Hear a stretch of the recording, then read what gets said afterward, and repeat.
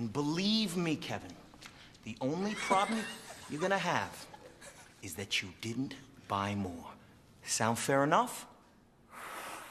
Yeah, let's do. I don't know if that worked back in the 80s, but I have never had to pretend to lubricate or sodomize any prospect to close a sale. My name is Neal Rodriguez. I'm an entrepreneur with a 15-year track record of closing millions of dollars in sales of internet marketing services. I have worked with the likes of the 2012 Barack Obama presidential campaign, AOL, the Nielsen Company, the US Department of Defense, and other iconic brands and enterprise class organizations. In this video, we're going to take a look at a couple of sales scenes in the movie entitled The Wolf of Wall Street. If you've watched any of my previous videos, I always tell you that in order for you to make something of yourself in this country, you have to sell something. So let's take a look so I could show you how. Roll them. You are lower than pond scum. You got a problem with that, Jordan? No. No problem at all. Good, because that is what you are, pond scum. Your job is connector, which means that you will be dialing the phone over 500 times a day, trying to connect me with wealthy business owners. So I actually worked.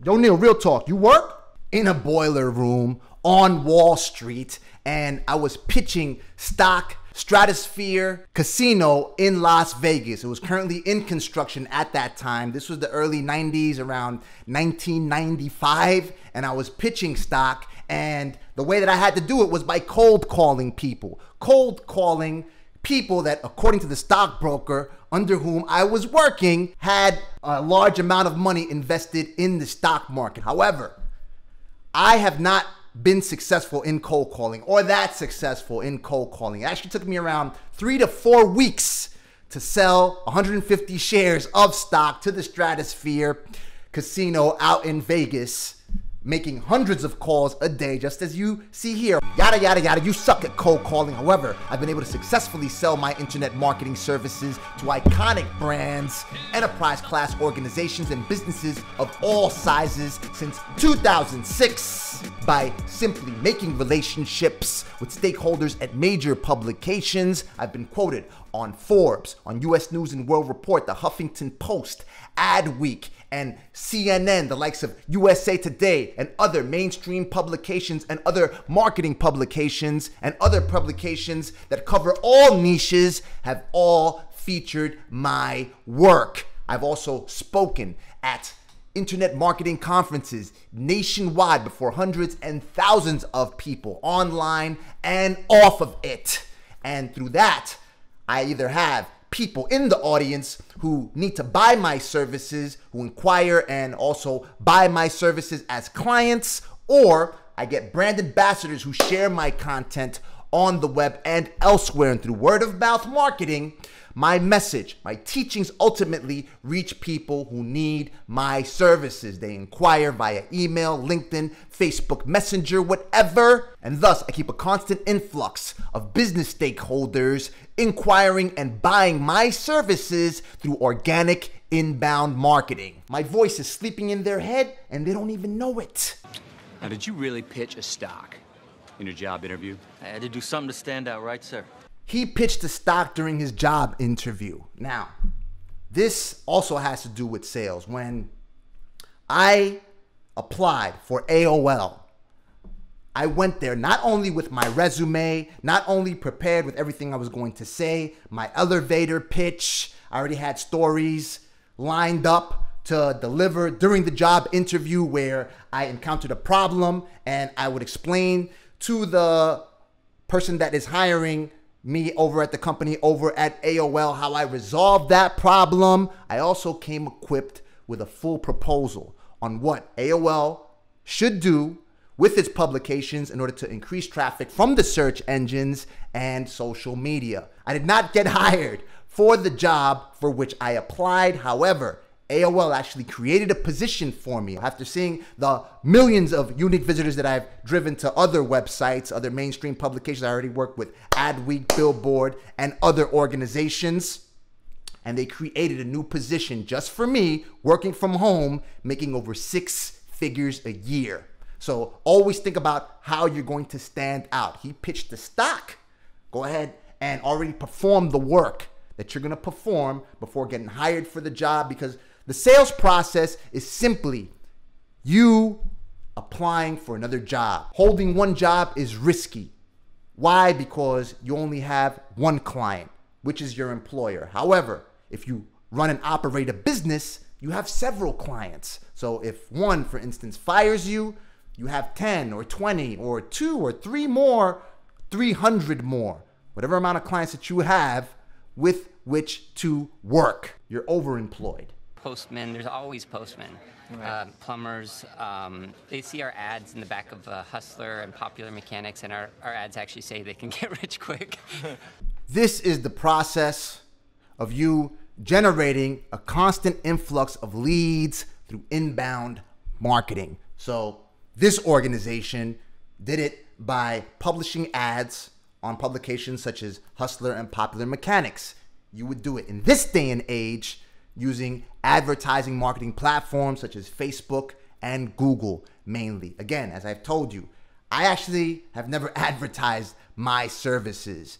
I have only, through organic outreach, as I've told you before, built relationships with people at publications, driving traffic to their publications in order to meet the editor, for instance, of Forbes magazine. That's how I actually got a gig working with them. Had other people quote me on Forbes. I wrote for Forbes myself.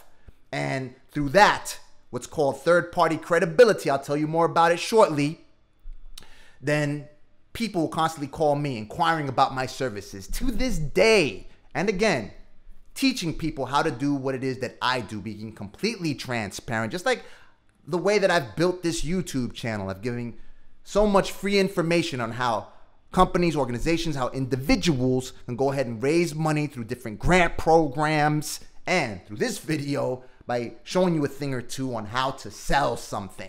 We're helping them finance houses. We're helping them buy their wife a diamond ring, a boat, maybe. Now, when he states that they are helping people pay off their houses or buy their wives diamond rings, these are benefits that the prospect is going to enjoy if the prospect invests in the companies that the stockbrokers in this organization pitch to these people. So these are benefits as opposed to features. Always think about communicating benefits of the product. What are the benefits that your prospect are going to enjoy as a result of buying your product or service from you, as opposed to just the features? Jordan, what do you get on a blue chip stock?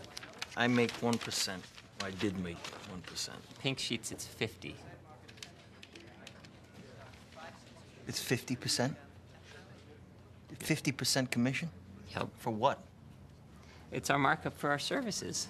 There's always a markup for services. For instance, building and marketing websites, I've been able to up to 10x my money. In other words, pay somewhere around $1,000 for a website and sell it for $10,000. Pay someone to build it for me on a platform such as Upwork. There's also Freelancer and other platforms where you could find people that work here or overseas, buying their services to build the website for me, and again, selling it for $10,000. I've sold audits for somewhere around $20,000, and it does include a lot of actionable tasks that a client can go ahead and perform to generate more revenue. You just have to ensure that the amount of money that a client is giving you, you can 4x, 5x, 6x, 10x, 100x. You basically multiply the amount of money that a client gives you in order for you to execute a service on their behalf. Hello, John. How you doing today? You mailed in my company a postcard a few weeks back requesting information on penny stocks that had huge upside potential with very little downside risk. Does that ring a bell? Firstly, I love that Mr. Belfort already jam-packs his opening lines, listing benefits the prospect will enjoy if he buys the stock from Mr. Belfort's organization. Penny stocks with huge upside potential and very little downside risk. However, I typically don't have to ask the prospect whether his inquiry rings a bell, at least in 2021. If I'm going to speak to somebody, it's typically a scheduled call. And you can say something to that effect even when you schedule a call. However, you typically don't need this when you schedule a call. So, I mean, I'll arrange everything. If someone inquires about my services, let's say via email, That's how it typically happens, or a message through LinkedIn or Facebook Messenger, wherever, text. Or someone may even call me, then I'll say, okay, listen, let's schedule a call for such and such day. I'll perhaps send them a Calendly link where they can go ahead and schedule a call with me during a time slot where I am free. Hold on. Yank the emergency brake. With all due fairness, Mr. Belfort closed that sale in the 80s. There was no Calendly, no email, no texts, no Facebook Messenger. There were beepers. However, you had to be able to write your numbers in a way that the recipient could read the message by turning the numbers upside down. So in absence of having the stars align and having all these tech toys that in 2021 we have at our disposal, perhaps you have to ask questions such as, does it ring a bell? Do you have 5 minutes so I can tell you about this awesome opportunity that's going to turn your $10,000 to $100,000? So you may have to employ that tactic. Mr. Belfort was getting back to this prospect after the prospect sent the organization a postcard. It's pretty hard to schedule an appointment to speak to somebody using a postcard. Therefore, the phone may be your best bet. Okay, great. Well, reason for the call today, John, is something just came across my desk, John. It is perhaps the best thing I've seen in the last 6 months. If you have 60 seconds, I'd like to share the idea with you. You got a minute? Notice how Mr. Belfort starts to trigger a sense of urgency in the prospect's mind by telling the prospect, something just crawled on my desk today, John. Business opportunities, especially stock buying opportunities, are very time sensitive, meaning that investors have to buy the stock when the pricing is right so he or she can enjoy all the upside potential of owning the stock. Then he goes on to tell the prospect, this is the best thing I've seen in the past 6 months, implying that this type of profiting opportunity is very rare. Therefore, the investor may have to wait anywhere from 6 months to 6 years to capitalize on such a lucrative opportunity that he's making available today. Therefore, he is starting to encourage the prospect that he has to buy this stock today in order to make money off of it. According to Mr. Belfort, in today's profitable and low-risk market environment, he's asking the prospect whether he has a minute. Again, respecting his or her time. Name of the company, Aerotine International. It is a cutting-edge, high-tech firm out of the Midwest awaiting imminent patent approval on a next generation of radar detectors that have both huge military and civilian applications. Jordan Belfort in this scene is naming the product, naming the stock that this organization, or rather Mr. Belfort, wants to sell to this prospect. Notice how he used an authoritative tone, using commanding and powerful words such as cutting edge, next generation. You always want to use these adjectives to describe your product. Powerful, commanding. For instance, this is how I named my product to a client to whom I sold the website.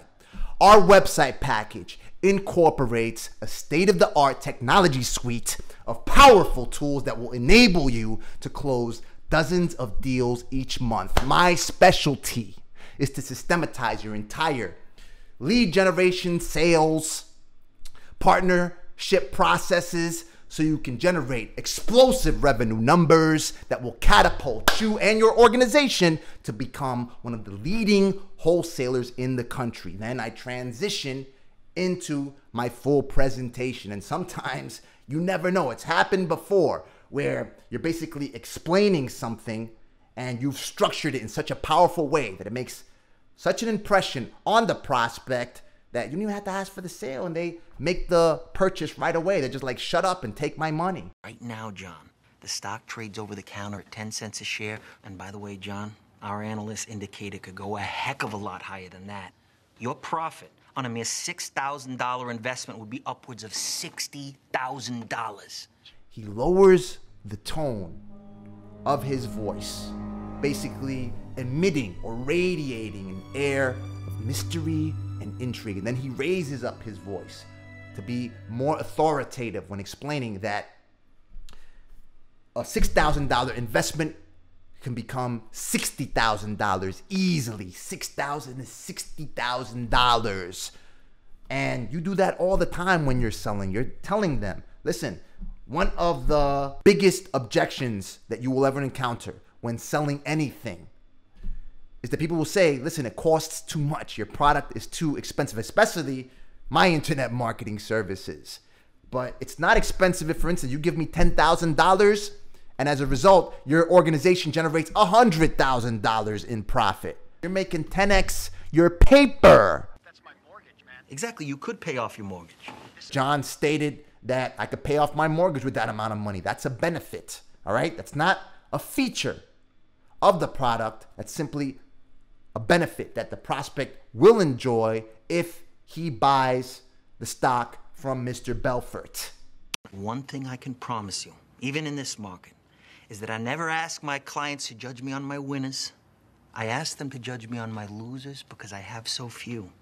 And in the case of Airtime, based on every technical factor out there, John, we are looking at a grand slam home run.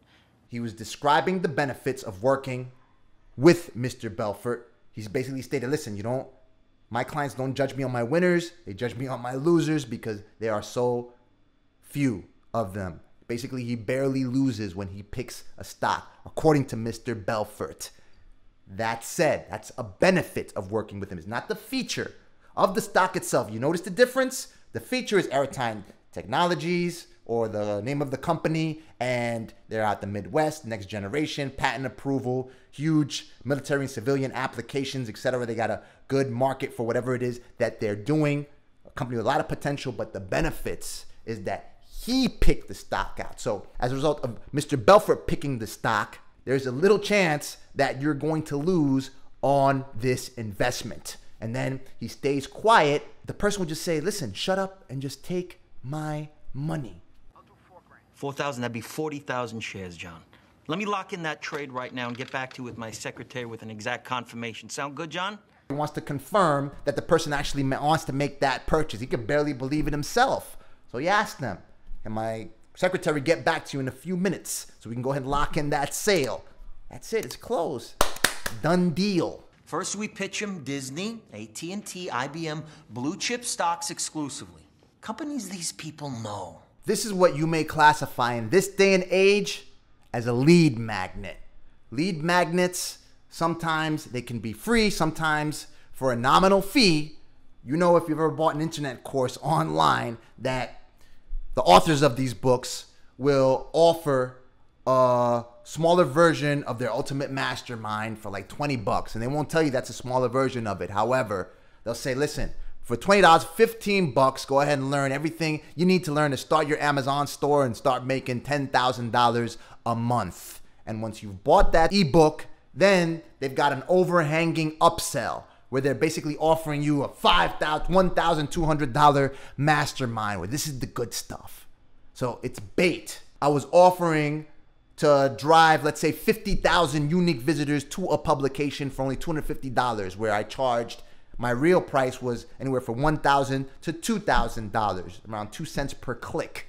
So once I drove 50,000 unique visitors, and the publication also welcomed links that were pointing from other publications, and the traffic from other publications was being driven back to the website, and they generated all this revenue, and perhaps 50,000 views turned into 100,000 views as a result of all the residual traffic that a prospect would enjoy. Then when they want 50,000 or 100,000 more unique visitors, then they had to come back to me, because I'm probably one of the few marketers that specialize in distributing links via social news aggregators, before through Dig and now through Reddit.com. And now, all right, it's going to cost you, $1,000 or $2,000. Once we've suckered them in, we unload the pink sheets, the penny stocks, where we make the money.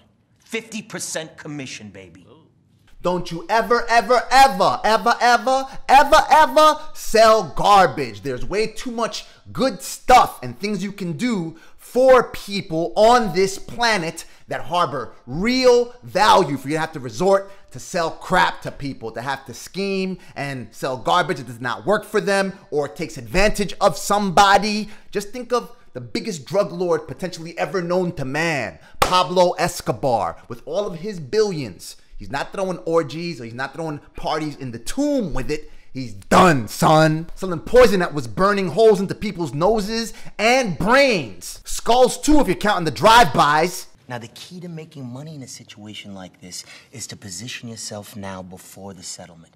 Because by the time you read about it in the Wall Street Journal, it's already too late. Again, you see how he changes the level of his tone. See, he's speaking very softly, almost secretive, to the point that the prospect perhaps has to personally approach the person, mentally approach the person, right? Get closer, hold the phone tighter to his or her ear to listen exactly what he's talking about, right? Because when someone is saying, oh, come over here. I was watching a Sesame Street segment where someone was selling eighths, right? They said that he's selling eighths, referring to selling eighths of key, right? But he was actually the number 8. But he told Ernie, well, come here. And, you know, Ernie's like, well, what's going on? You know, same thing. In this particular case, again, emitting an air of an atmosphere of mystery and intrigue. So you want to know more about it. He's kind of taking you by the hand and leading you into the unknown. And you know that in the unknown is where your treasure has to ultimately lie. Because if you knew about where your financial freedom is, or what's the path that you have to follow in order to obtain your financial freedom to generate millions of dollars, it wouldn't be unknown, right? You'd know about it. So he's basically, it's like a tour guide, and he's taking you inside the pyramid, and he's telling you, listen, we're going to go find King Tut's treasure. Just come on, stay quiet though, or otherwise the mummies are going to wake up, and these pyramid bricks are going to fall on us, and we're going to die a terrible death. But shh, stay quiet, look. See, he's telling them, he's explaining to them, you have to get in on the stock before news of the settlement, or before any form of news that's going to ultimately result in the stock mooning and the prospect enjoying, a 4, 5x return, 10x return on the stock that he or she purchased from Stratton and Oakmont. And you wait. You wait. And whoever speaks first loses. Sorry, I appreciate the call. I really have to give this some thought and talk to my wife about it. Can I call you back? They don't know. You could potentially classify that last scene as a sort of soft close or silent close, similar to the way that Mr. Belfort closed the prospect that he engaged during the first pitch of a penny stock for the Investor Center. He basically lists some of the most powerful benefits of owning the stock and buying it through Stratton and Oakmont. Then he stays quiet. And in response, you clearly see that the prospect is voicing his objection to buying the stock from Stratton and Oakmont. Got to think about it. They got to talk to their wives or the tooth fairy. Point is, it doesn't matter what they say. The only real objection that they have is that they don't trust you guys. And why should they trust you? I mean, look at you. You're a bunch of fucking sleazy salesmen, right? What do you say? You mean to tell me that if I put you in at Union Carbide at 7, it took you out at 32? U.S. Steel at 16, took you out at 41. You wouldn't be saying to me right now, Chester, pick me up a few thousand shares of Disney on the spot right now. Come on. That scene is equivalent to me telling the prospect, Mr. Prospect, if last year you would have paid me a $10,000 retainer, and as a result, you would have generated $100,000 in revenue, you wouldn't be telling me I have to speak to my fairy godmother, I have to speak to the fleas on my dog. You'd be like, forget what the dog says. Send the contract to me. I'll execute it and put it in your inbox right now. Yes or no? This way, the stockbroker gives the prospect permission to come clean and say, listen, I'm not going to pay you a dime because 1, I do not know you, and 2, I do not trust you. And that way, the stockbroker can rebut the trust objection with the following lines. You don't know me, I don't know Take a you. moment to introduce myself to you. My name is Alton Kupferberg. Chester May. I'm Senior Vice President at Stratton Oakmont. And I plan on being one of the top brokers of my firm next year. And I'm not going to get there by being wrong, I Stanley. do want to say that. You sound like a pretty sincere guy. You just saw the stockbrokers read what Jordan Belfort, in his book Way of the Wolf, classifies as a language pattern called the Forrest Gump. The reason why Mr. Belfort calls this language pattern the Forrest Gump is because in the film Forrest Gump, when the school bus rolls up on Forrest, he initially hesitates to get on the bus. The school bus driver asks him, "Aren't you coming along?" Then Mr. Gump responds by saying that his mama doesn't want him riding with any strangers. The school bus driver answers by saying, "Well, this is the bus to school." So it occurs to Forrest, why don't I introduce myself? So he says, "My name is Forrest. My name is Forrest Gump." Following suit, the school bus driver responds by saying, "I'm Dorothy Harris." Then Mr. Gump responds by saying, "Well, I guess we're not strangers anymore," so he gets on the bus. Most of you may know this language pattern as what's called an elevator pitch. I know it as an elevator pitch as well. It's what you typically say when a hiring manager or when a company with a job for which you are applying asks you, "Why should I hire you?" You introduce yourself, you talk about your background, your accolades, you talk about any third-party credibility indicators when a mainstream publication has quoted you, for instance. Now, I've structured some of my pitches since this book was released in 2018, according to the advice that Mr. Belfort writes in Way of the Wolf. However, I've been able to close millions of dollars in internet marketing services by packaging the way that I've structured my pitch with other marketing practices. So for instance, speaking nationwide, making friends by teaching people how to drive, millions of unique visitors to their publications and their websites, and generating more money for their companies using their websites and digital assets on social media and other digital communities, making friends with content creators and creating win-win-win relationships. For instance, having content creators develop information graphics that will allow publications to welcome millions of unique visitors. Once I distribute the content, also I drive millions of unique visitors to publications so they can allow me to write for them. That also enhances my credence because it is not just me saying that I am awesome, but these other publications saying that I am good or I know what I am talking about when I'm citing my case studies. For instance, the way that I would deliver my Forrest Gump, or the way that I've basically recited my elevator pitch, is by introducing myself similarly to the way that I did it in the beginning of the video. My name is Neal Rodriguez. I'm an American entrepreneur with a 15-year track record of generating millions of dollars for iconic brands and enterprise class organizations, including but not limited to the 2012 Barack Obama presidential campaign, AOL, the Nielsen Company, Adweek, Billboard, the U.S. Department of Defense, and other organizations of all sizes. That way, I'm able to rebut the objection of mistrust, move that out of the way, and lead my prospect into the next step of the sales process. It's not going to make you rich, and it's not going to make you poor. But what this trade will do is serve as a Benchmark for future business, Kevin. Then you'll know for sure that you finally found a broker on Wall Street that you can trust and who can consistently make you money. Sound fair enough? Notice how he started that last language pattern. They stated, it's not going to make you rich, it's not going to make you poor. It will simply serve as a benchmark, a foundation upon which the organization and the prospect can do future business.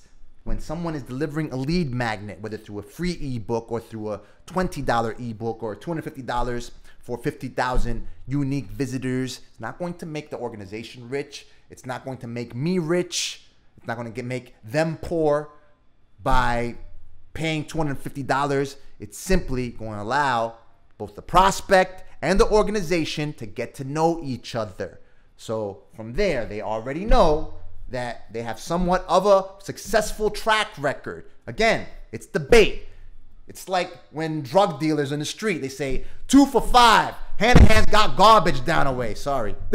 It's simply bait to establish the relationship, to increase the chance that now that both parties know each other, they can continue to do more business, operate through a long-term relationship, and potentially make a lot of money together. I gotta say, I'm pretty impressed. I've never fished in my life. However, he's reeling them in. I don't know, what are you thinking? Kevin? Mr. Belfort has the prospect beckoning his counsel. You give me one shot here on a blue chip stock like Kodak. And believe me, Kevin, The only problem you're gonna have is that you didn't buy more. Sound fair enough? My wife might divorce me, but yeah, let's do. I don't know if that worked back in the 80s, but I have never had to pretend to lubricate or sodomize any prospect to close a sale. Sound fair enough. That's probably his favorite closing line. One of my articles on Forbes, in the URL, I called it Sales Kid. It was about me noticing certain sales techniques that my then 5-year-old son performed on me to increase the chance that I bought him things, that I got him things, that I got him surprises. If he behaved, he would say things like, "Don't forget my surprise," before I walked out of the door, that I would promise if he were to clean up all his toys and behave. These are closing techniques. Notice how he asked, "Fair enough?" And then again, he asked, "Fair enough?" So he's telling him, listen, this is going to be a benchmark, a foundation upon which we can trust each other and thus do more business in the future and generate a lot of money together. Sound fair enough? When all else fails, ask for the sale.